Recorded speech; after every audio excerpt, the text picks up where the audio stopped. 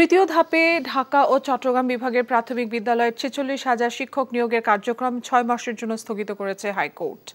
একই সঙ্গে প্রশ্নপত্র ফাঁসের ঘটনা তদন্তের নির্দেশ দিয়েছে আদালত। আজ বিচারপতি মোস্তফা জামান ইসলাম ও বিচারপতি এস.এম. মাসুদ হোসেন দোলনের হাইকোর্ট বেঞ্চ এই আদেশ দেন। সরকারি প্রাথমিক বিদ্যালয়ে সহকারী শিক্ষক নিয়োগ পরীক্ষার তৃতীয় ধাপের ঢাকা ও চট্টগ্রাম বিভাগের ২১ জেলার লিখিত পরীক্ষার সংশোধিত ফল প্রকাশ করা হয় গত ২২ এপ্রিল। এতে ৪৬,১৯৯ জন প্রার্থীকে মৌখিক পরীক্ষার জন্য নির্বাচিত করা হয়। নির্বাচিতদের ভাইবা পরীক্ষা চলমান রয়েছে। রিটকারীদের আইনজীবী ব্যারিস্টার সৈয়দ সাইদুল হক সুমন বলেন, পরীক্ষায় প্রশ্ন ফাঁস হয়েছিল, তাই এর তদন্ত এবং পরীক্ষা প্রক্রিয়া স্থগিত চেয়ে রিট করেন কয়েকজন পরীক্ষার্থী।